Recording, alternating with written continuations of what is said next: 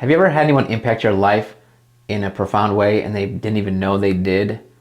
That's happened to me several times, and I'm going to share with you in this video 3 different people that had a huge impact in my life that probably don't even know it. And actually the first one brought the second and third one into my life. Let me explain. So you have to go all the way back to 1999, and I was working at 3rd Battalion, 3rd Special Forces Group, and I got a new boss.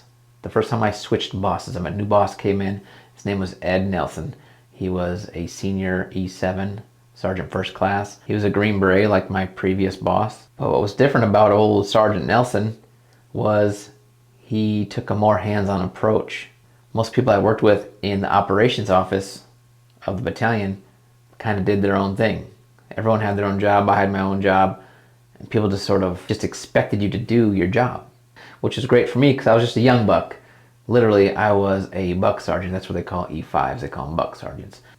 I was a young non-commissioned officer, and I had 1 soldier under me.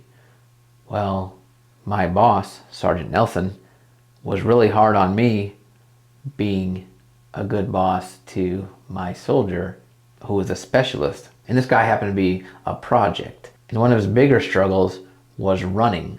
So if you don't know, running at that time was one of the 3 pillars of our physical training. The physical training test was push-ups, sit-ups, and a 2-mile run.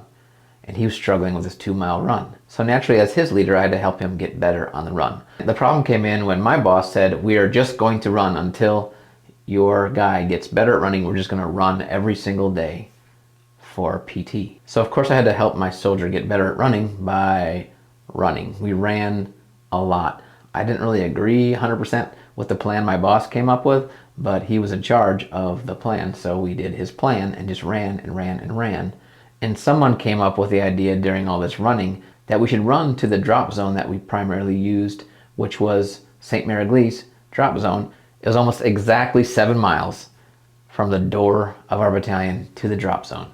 So the plan was to run to the drop zone, turn around, and run back. So 14-mile run with a bunch of people that probably shouldn't be running 14 miles. We even had a Vietnam vet, and he actually ran 13 plus miles, and then he passed out when he was almost back to the battalion and needed medical attention. But thankfully, he was okay. Love you, Fred, if you're watching. But the 14-mile run was not the significant event for me. The significant event for me happened right after the 14-mile run. I was actually sitting on the tailgate of my truck, sweating profusely and tired and wanting to die.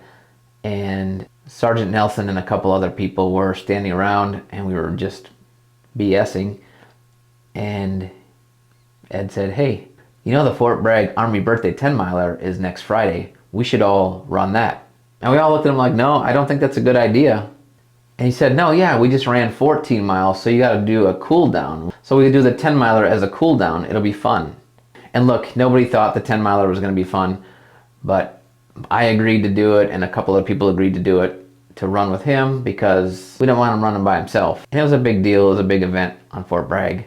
Plus, it may have had something to do with our commander, who was also there, offering us the rest of that Friday off to go to his house and have a barbecue. He lived on a lake and he had a boat, and we were going to go and have a good time if we went and ran the Army birthday 10-miler. So I go to the Fort Bragg Army birthday 10-miler, and I start running, and I'm about 2 miles into the run, and I'm not having a good time. I'm just running like boring. And I'm running Sergeant Nelson's pace, which was excruciatingly slow. I was hurting my knees and my back because I was running slowly instead of my pace and stride and everything. And all of a sudden, this dude runs by me with this huge afro wig on and some goofy sunglasses, like oversized sunglasses, and he's just running and having a good time, and his afro wig is like bouncing in step. And I don't know, something clicked, like, that dude is having a good time out here. And I actually started having a good time. I actually started to enjoy my run. And eventually Ed told me to just run ahead of him because he knew I was hurting, so I just ran off. But the point is, that guy who I don't know, afro guy, motivated me to enjoy that run.